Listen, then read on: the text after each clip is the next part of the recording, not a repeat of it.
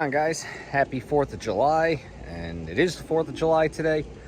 So I'm putting out a quick video because I've done some loft stuff today, and I'm keeping the birds in because at about 11 a.m. this morning, my neighborhood's going to sound like the Revolutionary War, and I'm usually one of the people shooting off fireworks. So the birds are in. They're not going out today. We're not taking any chances with bottle rockets and all kinds of stuff.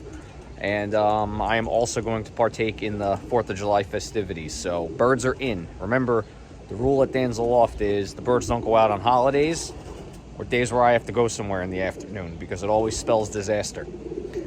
But I did some improvements today. So not improvements, I guess more of a restructure. So let's get right into that. All right, guys, so we did a bit of a loft improvement today for the young birds because I had not a lot of breeders and a decent amount of young birds. So I only have 17 total breeders, and I had them divided in half with a section that was two sections that were the same size that I had 37 young birds in.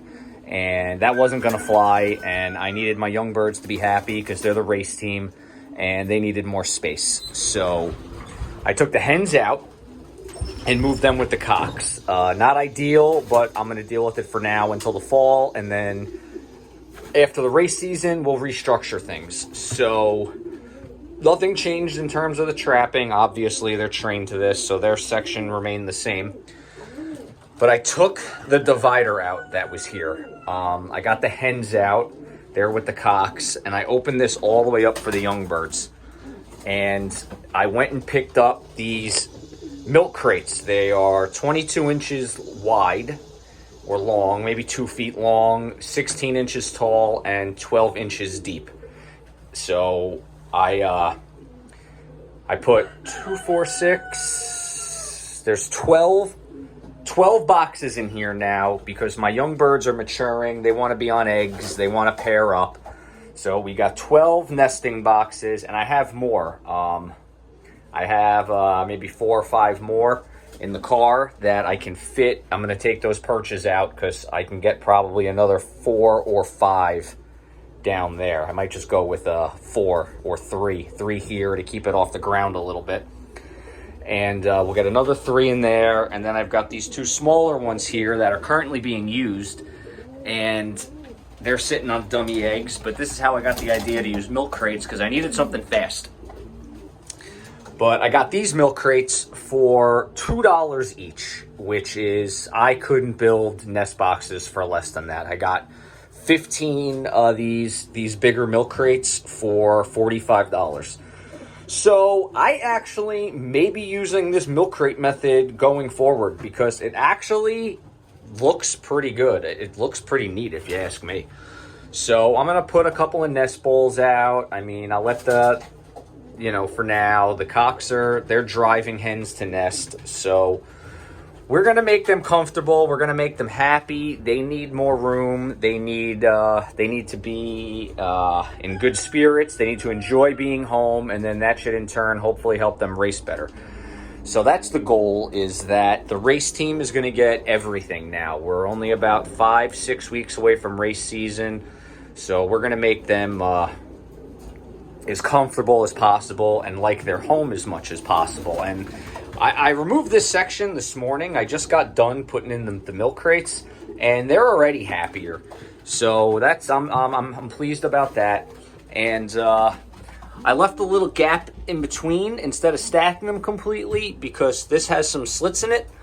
So I'm going to put some cardboard in between so as they poop, it doesn't fall on the one below, and then I can pull the cardboard out and either dump it off and put it back or just put in new pieces because we're always ordering stuff from Amazon, so I got plenty of cardboard.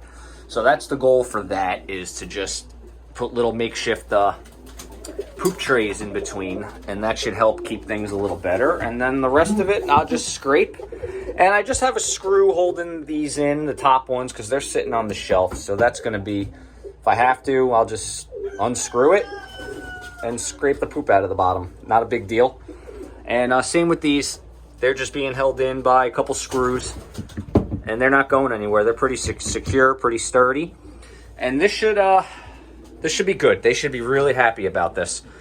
So, all right, everybody. I also, I took the divider out in the aviary. So the young birds have the whole aviary now. So they've more than doubled the square footage and space they have. And they seem much more happy about it. And I'm glad I did it too. They needed the space. And this was the original door access that the hens were using. So I hardware clothed it. And then the birds thought they could still come through. They didn't understand that it was hardware cloth. So I just put a piece of cardboard over it for now, just so they don't think they can come through it. And I don't want them going through in and out of that one. I want them to just come through where we've been doing everything. But yeah, everybody, hope you like the improvement. I think it was a good idea and definitely needed. And I think the birds are going to really enjoy it. So, all right, happy 4th of July, and talk to you next time.